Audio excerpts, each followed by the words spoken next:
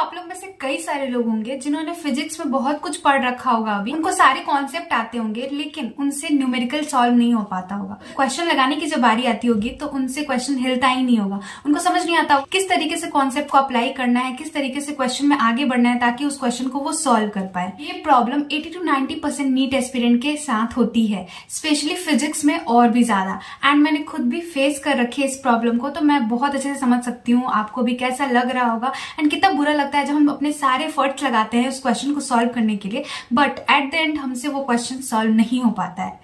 तो प्रॉब्लम आती कहाँ पे है, क्यों नहीं हो पाता है वो क्वेश्चन सॉल्व, इस पे हम आज इस वीडियो में बात करने वाले हैं कि हमें किस तरीके से अप्रोच लगानी है कि हम क्वेश्चन को सिर्फ सही ही ना करें बल्कि कॉन्सेप्ट को किस तरीके से अप्लाई करना है ये भी सीख पाए। सबसे बड़ी बात कि आप लोगों के माइंड में भी आ रहा होगा कि क्या अभी से भी 140 प्लस स्कोर कर सकते हैं क्या, तो मैं आपको बता दूं कि आप 140 प्लस ही नहीं, आप अभी से भी करके 160, 170, इवन कुछ लोग अभी से ही अपना पूरा जोर लगा के 180 तक भी स्कोर करेंगे फिजिक्स में। डिफरेंस आता है कि हम कितना मेहनत कर रहे हैं, कितना एफर्ट लगा रहे हैं उस पर्टिकुलर सब्जेक्ट को अच्छा करने के लिए। ठीक है, तो आपकी तरफ से मुझे बस एक ही चीज चाहिए, आपके एफर्ट्स आप जितना लगा पाओ। आपको 200% एफर्ट्स लगाने पड़ेंगे अपने फिजिक्स को इम्प्रूव करने के लिए। एंड फिजिक्स उतना भी मुश्किल नहीं है जितना हम नीट एस्पिरेंट्स ने इसको बना रखा है। ठीक है, अब आप लोग पूछोगे कि दीदी हाउ टू अप्रोच इट, किस तरीके से करें कि हम 140 प्लस स्कोर कर पाए। तो देखो, इस वीडियो में मैं तुमको अभी जितनी सारी चीजें अभी मैं तुमको इस वीडियो में बताने वाली हूँ, ध्यान से सुनना एंड सुन के सिर्फ सुन के छोड़ मत देना। अगर तुम इसको अप्लाई करना चाहते होगे तभी इस वीडियो को एंड तक देखना, वरना तुम अभी से भी वीडियो बंद कर सकते हो। ठीक है, देखो स्टेप वाइज प्लान तुम्हारे लिए मैं लिख के आई हूँ। सबसे पहली बात कि तुमको बेसिक से अब स्टार्ट करना है। मान लो तुम अभी जीरो पे हो, जीरो इन द सेंस कि तुमको पता है कि 11th के फिजिक्स में इतने चैप्टर है, 12th के फिजिक्स में इतने चैप्टर है, तुमको और ज्यादा कुछ आता नहीं है, थोड़ी बहुत चीजें आती है। मान लो कि तुम अभी जीरो से स्टार्ट कर रहे हो, तो तुमको बेसिक मैथमेटिक्स सबसे पहले करनी है। ठीक है, बेसिक मैथमेटिक्स के वीडियो लेक्चर्स, तुमको बहुत सारे वीडियो लेक्चर्स मिल जाएंगे यूट्यूब पे free of cost. In my suggestion तुम PW के MR सर, मनीष राज सर का वीडियो लेक्चर देख सकते हो, बहुत ही अच्छा पढ़ाया उन्होंने। एंड इसके साथ ही साथ अलग सर ने भी बहुत अच्छा पढ़ा रखा है, तो तुमको इन दोनों में से जिनका अच्छे से समझ आए उनका देख सकते हो। और यहाँ से तुमको सबसे पहले डिफरेंशिएशन, इंटीग्रेशन एंड वेक्टर को कंप्लीट करना है, क्योंकि अगर तुम्हें ये 3-4 पार्ट नहीं आते, स्टार्टिंग के बेसिक मैथमेटिक्स नहीं आती है, तो तुम आगे के फिजिक्स को नहीं कर पाओगे। ठीक है, तो इतना तुमको सबसे पहले करना है। अब बात आती है कि दीदी कहाँ से पढ़े। कुछ लोग होंगे जो अभी लॉन्ग वीडियोस देख रहे होंगे, उनका बैकलॉग हो गया होगा, तो मैं उनको बोलूंगी कि वो वन शॉट पे अब शिफ्ट कर जाएं। एंड जो भी इसे स्टार्ट करना चाहते हैं, अभी से उनकी नीट फिजिक्स की जर्नी स्टार्ट हो रही है, तो उनके लिए तो लॉन्ग वीडियो नहीं बना है, उनको अभी वन शॉट से ही चलना पड़ेगा, क्योंकि वन शॉट में तुमको सब चीज मिल जाएगा। एंड PW के वन शॉट तो काफी अच्छे होते हैं, जो कि लगभग 6, 7, 8 घंटे के होते हैं, जिसमें डिटेल में हर कुछ समझाया हुआ रहता है। तो तुम वहां पे एकदम से अपनी वो होता है ना जीरो लेवल, बेसिक से तुम अपनी जर्नी को स्टार्ट कर सकते हो। तो वन शॉट से तुमको स्टार्ट करना है। ठीक है, वन शॉट वीडियो देखो तुम हर एक चैप्टर के लिए। एंड उसके बाद बात करते हैं कि नोट्स में तुम्हारे क्या क्या होना चाहिए। अब नोट्स में ये भी है कि नोट्स दीदी PDF से करे या फिर लिखे। देखो, अगर तुम फास्ट राइटिंग करते हो ना, कि अगर सर लिखा रहे हैं एंड उसके साथ ही तुम लिख पा रहे हो, तो तुम नोट्स बना लेना। ठीक है, बट अगर तुम फास्ट राइटिंग नहीं करते और तुमको लगता है कि नहीं हो पाएगा, तो तुम लोग PDF से भी जा सकते हो, बट PDF का प्रिंट आउट जरूर निकाल लेना। उसके साथ चलोगे तो और ज्यादा बेहतर रहेगा। तुम उसमें कुछ भी ऐड कर सकते हो बीच में, अगर तुम कुछ एक्स्ट्रा पॉइंट ऐड करना चाहते होगे तो। क्योंकि कभी कभी पता है, जब मैं प्रिपरेशन करती थी ना, तो कुछ क्वेश्चंस ऐसे होते थे फिजिक्स के जिसमें मेरे को कुछ एक्स्ट्रा पॉइंट लिखने पड़ते थे उसको सॉल्व करने के लिए, या फिर कुछ ऐसा क्लू लिखना पड़ता था कि हाँ ये इस तरीके के क्वेश्चन है, इस तरीके से वो सॉल्व होगा। कुछ भी लिख लेती थी वो क्लू कि हाँ इसमें ऐसे यूज हो रहा है, इस तरीके से इस फॉर्मूला को लगाना है। तो इससे क्या होता है कि हम अपना कॉन्सेप्ट, मतलब किस तरीके से कॉन्सेप्ट को अप्लाई करना है, किस तरीके से अप्रोच करना है उस क्वेश्चन को, वो हम खुद बिल्ड करते हैं। ठीक है, तो उसके लिए तुम नोट्स तुम्हारे सामने रहेगा, तो तुम उसमें कुछ भी लिख पाओगे, जो तुम कुछ भी लिखना चाहते हो उससे रिलेटेड। तो PDF का प्रिंट आउट जरूर ले लेना, जिसमें तुमको सारा कॉन्सेप्ट तो मिल ही जाएगा, और उसमें जो भी क्वेश्चन होंगे उन सारे के सॉल्यूशन भी तुमको उसमें साथ ही मिल जाएंगे। एंड अब सबसे मोस्ट इंपॉर्टेंट कि PYQs। देखो, तुमको ना PYQs, अगर तुम PDF ले रहे हो नोट्स का, तो उसमें तो तुमको PDF में तुमको PYQ तो नहीं मिलेगा, लेकिन तुमको PYQ के लिए एक अलग से कॉपी ले लेनी है, जिसमें कि तुम सारे PYQ को लिखोगे जो भी तुमसे सॉल्व नहीं हो पाते थे। मतलब अगर तुमसे कोई ऐसा PYQ है जिसमें सिर्फ फॉर्मूला लगाना है, तो वो तो तुमसे आराम से सॉल्व हो जाएगा, तो उसको राइट डाउन करने की कोई भी जरूरत नहीं है, टाइम वेस्ट करने का कोई भी जरूरत नहीं है। वो क्वेश्चन जो तुमसे सॉल्व नहीं हो पा रहा है, उन सबको एक कॉपी रख लो फिजिक्स के लिए, एंड उसमें लिख के उसका सॉल्यूशन भी साथ में लिख लो, ताकि तुम उस कॉपी को उठा के रिवाइज कर पाओ कि हाँ कौन सा PYQ है जो तुमसे नहीं हो पाया था। और तुमको मैं अभी बता देती हूँ, PYQ इतना ज्यादा इंपॉर्टेंट है ना कि तुम्हारे PYQ से, सिर्फ और सिर्फ PYQ से तुम 80 से 90 नंबर ला सकते हो। अगर तुम PYQ को बहुत अच्छे से कर लेते हो एंड तुमको एक एक क्वेश्चन PYQ का अगर याद हो जाता है, तो उसी ट्रेंड पे क्वेश्चन आने वाला है। इसलिए PYQ को तो इग्नोर ही मत करना। लास्ट का 3 महीना बचा हुआ है अब, और PYQ ही तुमको अपने मंजिल के पास लेके जाने में तुमको हेल्प करने वाला है। जब तक तुम क्वेश्चन लगाना स्टार्ट नहीं करोगे, तब तक फिजिक्स नहीं अच्छी हो पाएगी।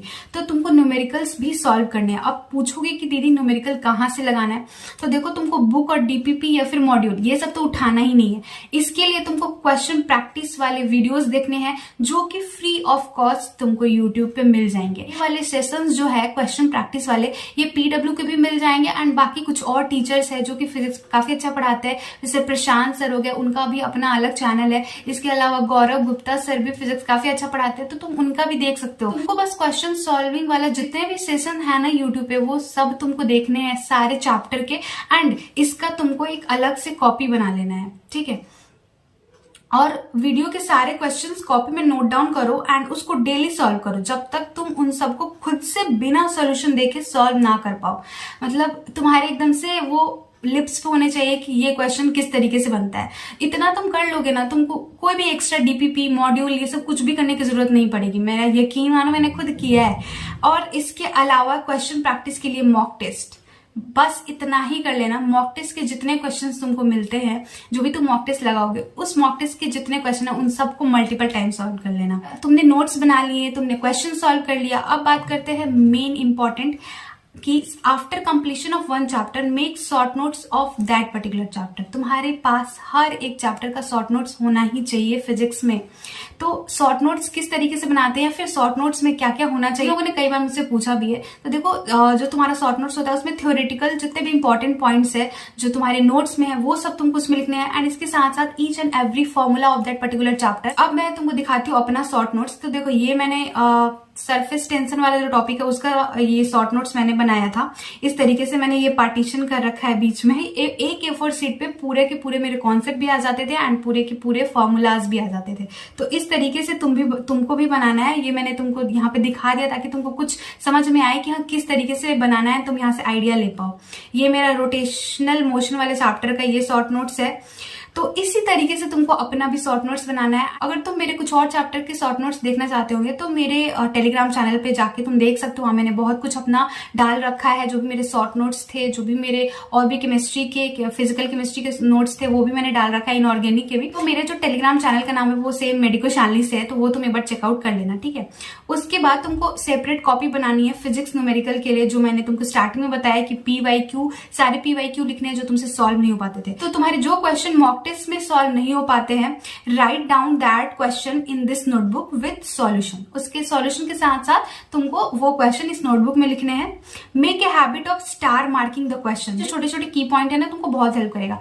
अब तुमने एक कॉपी बनाया, ठीक है, फिजिक्स के न्यूमेरिकल का, और उसमें तो सारे क्वेश्चन लिखते जा रहे हो जो भी तुमसे नहीं बन पा रहा था। लेकिन उसमें कुछ ऐसे क्वेश्चन होंगे जिसमें तुमने थोड़े बहुत एफर्ट्स लगाए एक्स्ट्रा एंड थोड़ा बहुत सॉल्यूशन देखा तो तुम्हारे से सॉल्व हो गया। कुछ क्वेश्चंस ऐसे होंगे जो तुमसे बिल्कुल भी नहीं हो पा रहे थे एंड तुमको उसका पूरा का पूरा सॉल्यूशन देखना पड़ा। तो ऐसे क्वेश्चन पे तुम स्टार मार्क कर लो कि हाँ ये बिल्कुल भी नहीं हो पाया था, तो इसका मेरे को पूरा सॉल्यूशन देखना पड़ा था, तो इसमें मेरे को ज्यादा ध्यान देने की जरूरत है। और जो क्वेश्चन जो तुमसे आधा तो बन गए थे बट आधा का तुमने सॉल्यूशन देखा था, तो उसको 1 स्टार कर दो। जो तुमसे बिल्कुल नहीं हो पाया था उसको डबल स्टार कर दो। तो इस तरीके से तुमको हैबिट बनानी है स्टार मार्किंग करने का अपने क्वेश्चंस को, ताकि तुम सेग्रीगेट कर पाओ कि कौन से क्वेश्चंस तुमसे हो जा रहे हैं, कौन से क्वेश्चन पे तुमको ज्यादा एफर्ट लगाने की जरूरत है, ठीक है। एंड इस नोटबुक को तुमको डेली प्रैक्टिस करना है, डेली इसको उठा के तुमको बनाने की कोशिश करनी है। इसमें जितने क्वेश्चन तुम लिखते जाओगे उनको सिर्फ लिख के फाइल अप नहीं करना है क्वेश्चन को कि हाँ आज इतने क्वेश्चन मैंने लिख लिए, आज मैंने इतने क्वेश्चन लिख लिए।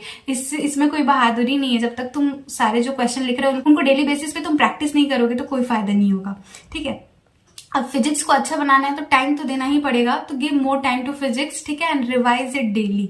डेली मतलब तुमको डेली का मतलब है कि तुमको डेली नोट्स तो रिवाइज करनी ही है, इसके साथ साथ जो तुम फॉर्मूला सीट बनाओगे उसको भी रिवाइज करना है। डेली 1 से 2 घंटे तुमको पीछे का टॉपिक रिवाइज करना है, जो भी तुमने पिछले वीक में पढ़ रखा है या फिर पिछले 4-5 दिनों में जो तुम पढ़ते आ रहे हो उनको सिर्फ पढ़ के सिर्फ कॉपी में बंद करके नहीं रख देना है, उनको तुमको डेली रिवाइज करना है। 2024 जब नजदीक आ जाए, एकदम 10 दिन 15 दिन रहे, तो तुमको कुछ तो भी रिकॉल होते रहे कि हाँ मैंने ये पढ़ा था, ये पढ़ा था। लास्ट में सोचोगे कि जाके रिवाइज कर लेंगे तो लास्ट में बिल्कुल भी समय नहीं मिलने वाला है।